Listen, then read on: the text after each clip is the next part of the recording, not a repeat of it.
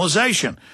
And he explained how under alcohol prohibition, alcohol use tripled, poisoning increased, the police became corrupted, just like China finally had to legalize opium to kick the British out because the British were coming in with it illegal and making all the money and overthrowing their country.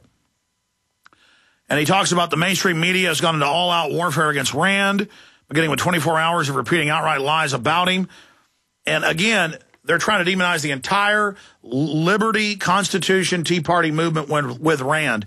And it's not going to work if we stand up and tell the truth. So you can read the rest of that article. He says now he is under all-out attack. And he goes on to say, they are scared and they should be scared. We are taking this country back.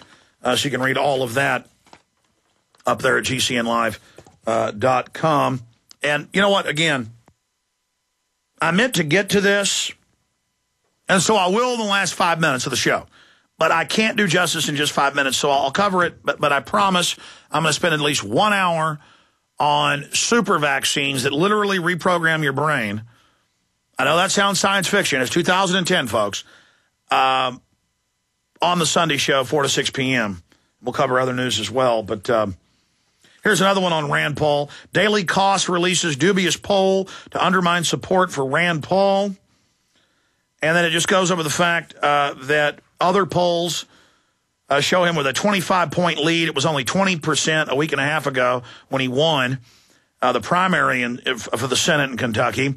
But Rasmussen, which is probably the one of the best, if not the best outfit, and our article goes over the fact that independent groups, have shown that Rasmussen has, quote, the least House effect, meaning, whatever political party funds them, that's the response they give you. And that the worst House effect out there is this group that Daily Cost commissioned. And they put out a bunch of other ridiculous polls that have turned out to be completely upside down. And so they're saying, oh, he's going to lose. He had a 20-point lead. It's only 3-point lead now. Meanwhile, Rasmussen shows he went from 20 to 25. He's gaining. Here's an example of it. We have Infowars.com polls a couple times a week. And you might get 10,000 people, that chime in. And it's normally a patriot response. I can always look at the poll, and it doesn't show you the results till you vote. You can only vote once. And when you vote, we had a poll 2 weeks ago, will Rand Paul win? And 90+% said yes because they could see the polls. But let's say you have a Second Amendment poll, asking you a question. Do you think Illinois should be banning, all the firearms and saying you're going to go to prison if you own any, as this new legislation proposes? You'll get 99% in a vote, of say 7,000 voters. You'll have 6,000, 90 plus.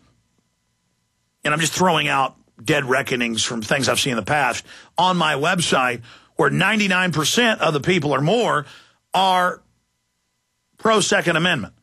Well, that's a House effect. Obviously, when you put a poll on Infowars.com, you're going to get a sampling, a view of what people visiting the site think. And most of them are like-minded people. Well, it's the same thing. You go to some socialist big government polling agency, and you go get a poll, I'm surprised it doesn't say that Rand Paul's losing by 1,000 points. There isn't 1,000 points in the spread, it's 100, but let's just say he's losing by 1,000,000 points. How about 1 trillion? And that's designed to do one thing. That is designed to get weak-minded people to read that poll that's getting national attention right now and think, oh boy, he's losing, that's it, he lost his momentum, it's over, I better not vote for him, I'm weak-minded, I'll go with who I think the winner is, I'll go out to the coffee shop and talk trash about Rand Paul now, I was his supporter. That's how they always do it. They told you, Obama is the heir apparent, he will win, no one can stop him, and his polls go up. Not that McCain would have saved you either. They had it fixed at multi-levels.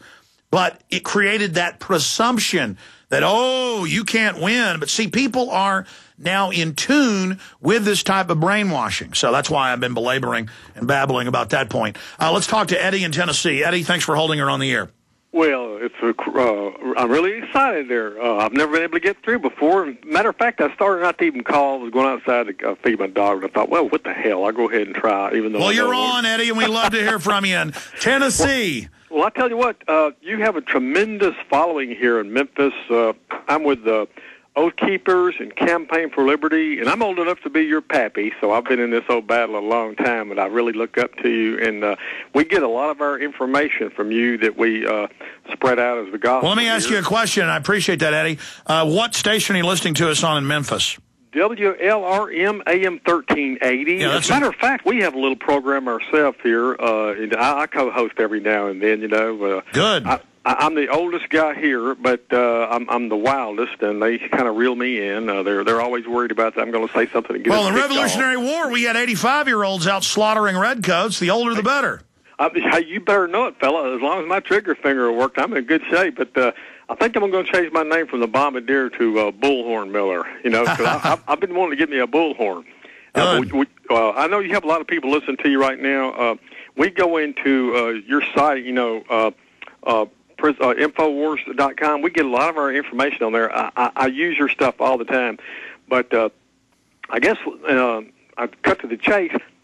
You know, we hear about these Bilderbergers and all these folks that run the world, like Bill Gates. You know, and I've always preached this, and I get in trouble for it, even with our own little radio station. I say we go for the head of the snake. Well, you know, why should we fight the body of a 28-foot snake? Well, we know who the head is. We know it's the Rockefellers, the Bill Gates, you know, the Prince Bernhard of the Netherlands, you know, this corrupt English bureaucracy.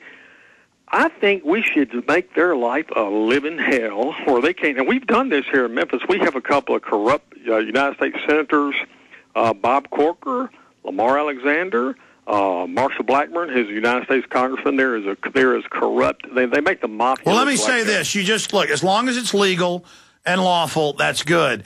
The issue is it's like shark teeth. You've got these kingpins, but the system is so big, you've got to dismantle the big government, because let's say we sent all these guys to prison. That would send a message, and it was done legally and lawfully, to scare off the other crooks. But if we didn't dismantle the system as well as sending them to prison, other criminals would step into their shoes and control the levers of power. Also, people who call for violence, which I know you're not doing, once the violence starts, then those of us that are opposing them can have violence used against us. And that's why they've always in war had the rule of don't go after women and children. It's not because people were wimps 1,000 years ago or 500 years ago. They said keep the kids and the women out of this, because men aren't worried about dying as much as, you know, they are about their kids getting killed. So I'm never for messing with the elites' families, never for messing with their kids, because I don't want mine messed with. And we're trying to fix things peacefully. They actually know we're waking everybody up, so they've been trying to create a violent uprising so they can nip us in the bud, but I don't see that happening. But yeah, go to their public events, go to everywhere they are, speak out, get in their face. And I mean, what are some of the other things you're doing? Yeah, now, unfortunately, I wasn't at the event, but I know some of my people that in Campaign for Liberty, back there around the Christmas season, when the carolers are going around, we had some people, like, I won't name who, but I know them real well. They went to Lamar Alexander's house, if I'm not mistaken, and stood outside his house, handing out leaflets, telling people what kind of a slime ball he was. You know, Lamar Alexander and Bob Corker, the United States senators in Tennessee, have done everything they can. No, I agree with you, and that's what the Sons of Liberty and the Committees of Correspondence for really 15 years or more. They did things even more, than that to people. And I think that's the way to go. I mean, I think that it's good to hand out leaflets. It's good to bullhorn them. It's good to get really aggressive, because they're the ones that have put hundreds of thousands of dollars of debt per American citizen. Like I saw on the news the other day, every American owes $109,000 to the national debt. Just a few years ago, it was like $20,000. So it's exponential, ramping up. Well, I mean, that's violent to put that debt on us so these bankers can have billion-dollar bonuses apiece. That's criminal. That's robbing us. And so you better believe we need to get in their face and tell them to stop. But that $109,000 that I saw in the AP, I think it was just yesterday, or it was 107, I forget the exact number. In fact, pull up, Google the National the amount owed by each U.S. citizen on national debt. I saw it yesterday, but didn't get to it, guys. Try to pull that before the show ends, thanks. Because I want to be exact. It was 107 or 109. Or maybe it was 119. I can't remember now. But the point is that was only what's currently owed, not all of the added debts. But I appreciate your call, Eddie. Very interesting points. Yeah, it's time to get aggressive. It is time to get aggressive with these people. They get aggressive with us. They want to intimidate us. They want us to think they've got all the power and we're puny and pathetic. No, it's time to get in their face. You see some globalist eating dinner? Go over and, tell them what you think of them. You see some New World Order servant doing something? Let them know. You see police in your town that you think have been out of control? March up there with a video camera when they're sitting around in a coffee shop and go in and say, officers, I don't appreciate what you've been doing. But good officers, find out who they are. Like I see a cop changing somebody's tire, some woman or some man, which you used to see a lot. You don't see it much. I'll thank them. I'll write down their car number and